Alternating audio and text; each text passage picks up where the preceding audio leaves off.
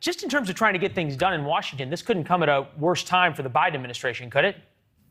It really couldn't, because instead of looking at the negotiations on the reconciliation package, instead of asking questions about infrastructure, instead you have reporters racing back to read the transcript of that interview that you just noted. After General McKenzie and General Milley said that they had recommended leaving a residual force of 2,500 troops there, the White House walked it back. They did that yesterday and today. Their argument is that there was actually a split and that the president was not being disingenuous when he said that no one told him to leave that force there. The problem is, though, so are we really arguing? Are we really arguing about the definition of no one? Absolutely, absolutely. And what's happening is you have the White House saying, well, that there was a split among the generals. The problem is when reporters pushed the press secretary, well, who was on the other side of that split, they wouldn't say. And when I asked Jen Psaki why they wouldn't say who the shadowy advisor was who said it was okay to leave without troops, she said that she doesn't comment on private conversations that happen in the Situation Room. We didn't hear today from either McKenzie or Milley about who disagreed with them on the 2,500 either, did you?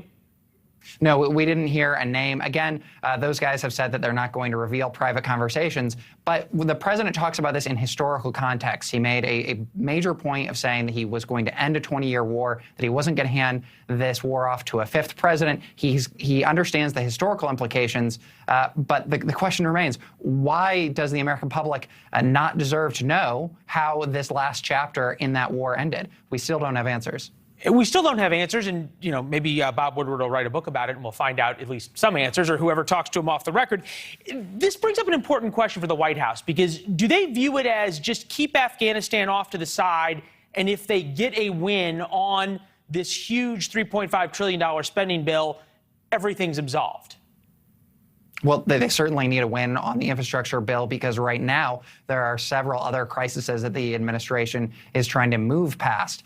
They certainly have been able to avoid having long conversations about what happened on the border. Obviously, that flared up with the Haitian refugees. But for the most part, they've been able to wait that news cycle out. They haven't been able to do that with Afghanistan, though, I think because this remains in the news, and it has implications not just for the war there, but our standing on the world stage. I think that with infrastructure, they know that the president staked a significant portion of his credibility and his political capital on this. They know that the midterms are around the corner, and this might be their last chance to get something done. Last chance we hear so often in Washington. You and I have been there together, burning the midnight oil, when you keep going, this is the last day, and then you got another week. What truly is the last day?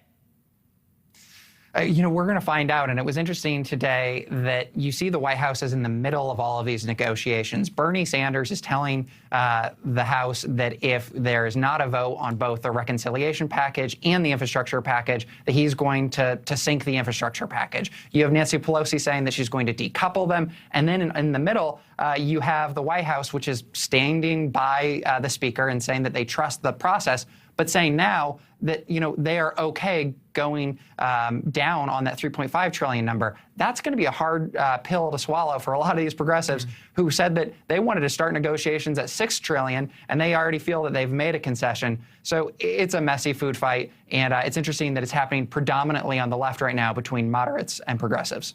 Yeah, we're going to get into that later, and some of the creative names now that Democrats have for moderates. Evidently, moderate is a dirty word in the Democratic Party.